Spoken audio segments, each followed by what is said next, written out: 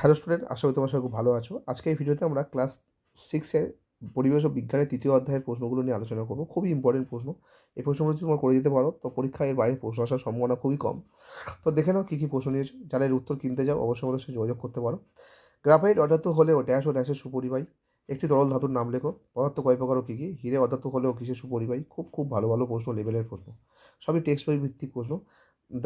সাধারণ ধাতু দুটি ধর্ম লেখো, কয়েকটি ধাতু উদাহরণ দাও। বায়ু কি? পদার্থ। মৌলিক পদার্থ কাকে বলে উদাহরণ দাও। যৌগিক পদার্থ কাকে বলে উদাহরণ দাও। হাইড্রোজেন বাতাসের চেয়ে হালকা না ভারী? হাইড্রোজেনের দুটি ধর্ম খুবই ইম্পর্টেন্ট। অক্সিজেনের দুটি ধর্ম ইম্পর্টেন্ট। কার্বনের দুটি ধর্ম, এই ধর্মগুলো ইম্পর্টেন্ট। অক্সিজেন অণুর সংকেত দেখো, এতে অণুর সংখ্যা কয়টি? খুব খুব ভালো। তো অক্সিজেন অণুর সংকেত O2, অণুর সংখ্যা দুটি। জলের অণুর সংকেত কি? এতে অক্সিজেনের যোজ্যতা কত? খুব ভালো প্রশ্ন। মিথেনের সংকেত লেখো। সি সি কার্বনের যোজ্যতা কত? নাইট্রোজেন ও সালফারের চিহ্ন কি? জল ও বালির মিশ্রণে কী কী উপায় আলাদা করা যায়? মৌলের ক্ষুদ্রতম কণাকে কী বলা হয়? চিনি, নুন ও পাথরের চুনের সংকেত লেখো। খুব খুব ভালো প্রশ্ন। রূপার ল্যাটিন নাম, সোডিয়ামের ল্যাটিন নাম, লোহা, তামা এদের সব ল্যাটিন নাম ইম্পর্টেন্ট। কার্বন টেট্রাক্লোরাইডের কয়টি ক্লোরিন পরমাণু আছে?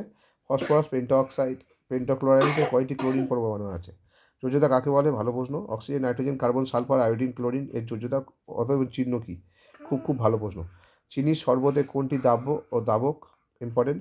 পরিশ্রমণ কাকে বলে? উদাহরণ দাও। পরিশ্রুত কাকে বলে? উদাহরণ দাও। পরিশ্রুতের সঙ্গে একটা অবশেষ কী? অবশেষটাও বলে রাখতে পারো।